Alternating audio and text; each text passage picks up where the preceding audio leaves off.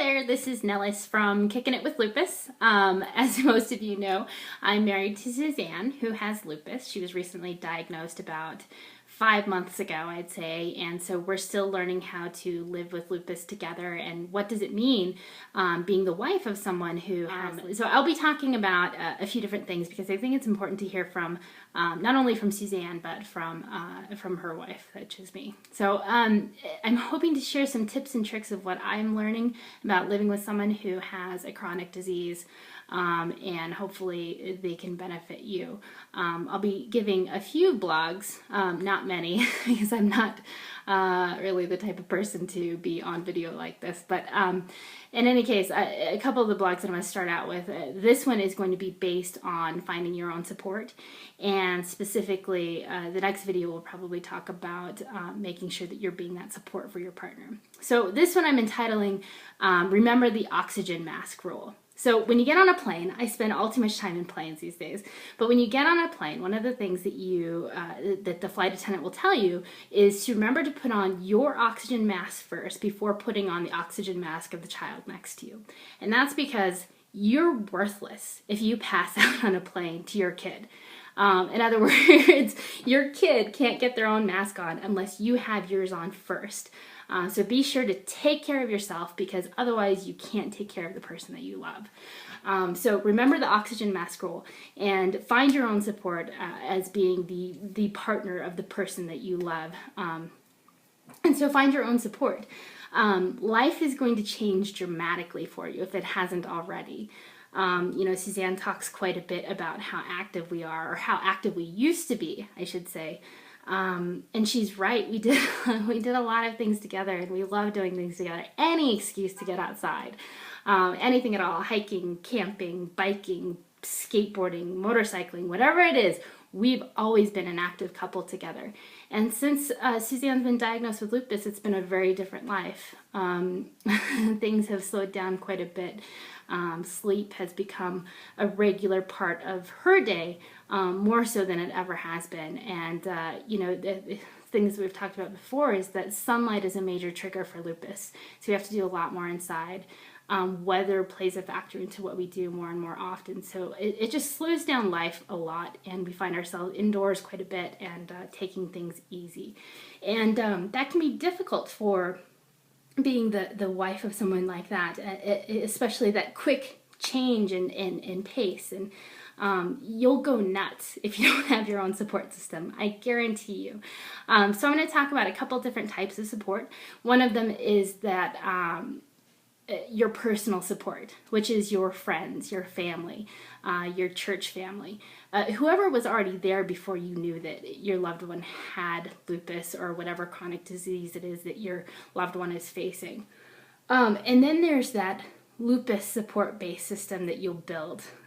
Most of you will recognize it as the people that you've met because of lupus. In other words, the people who you've met on online forums, through lupus community groups, through message boards, whatever it is, that's kind of your lupus support system. So between the two of those, I would encourage you to build out support in both of those communities, both in your personal community and in your lupus community, because they both definitely serve their own purpose. So for lupus support systems, I think it's important for you to share with other people, friends that you've made because of lupus, to share the tips and tricks that you've learned. For me, I know that I met a number of people online through messaging boards and online forums who deal with, who have a loved one who has lupus. And it's great to talk about the things that our loved ones are going through and what they're fighting and what they're feeling and how difficult it can be for us. Not to mention, to talk about medicinal side effects, things that might make life easier for your spouse.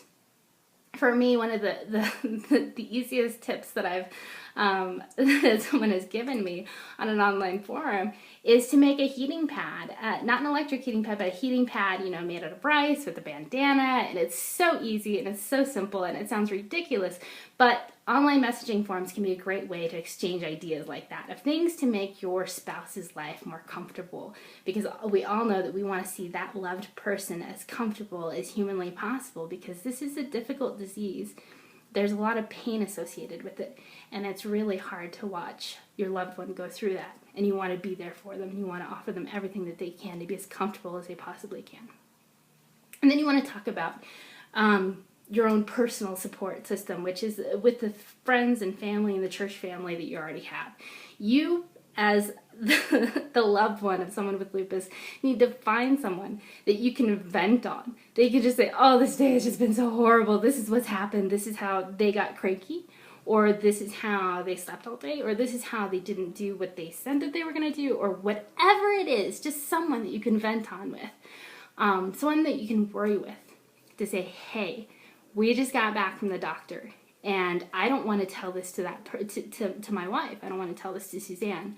But this is what I really heard the doctor saying, and it's terrifying and it's scary to me. So someone that you can worry with, and of course someone that you can pray with, someone that you can go to and you can say, hey, let's pray together. I really need it right now.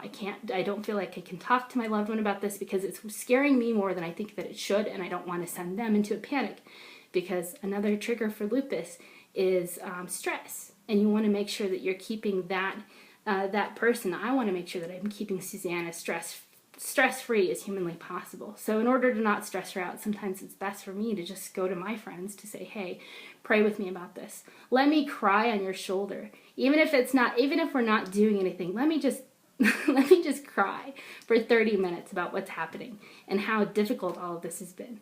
You need that support system or you'll go crazy, so find it. Get that oxygen. Remember the oxygen mask rule. You're worthless to your best friend. You're worthless to your partner. You're worthless to your wife if you're not taking care of yourself first. So oxygen mask rule, find that support.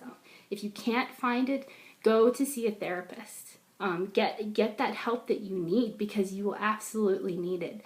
We're going to talk a little bit more in other blogs about how important it is to learn how to communicate with each other.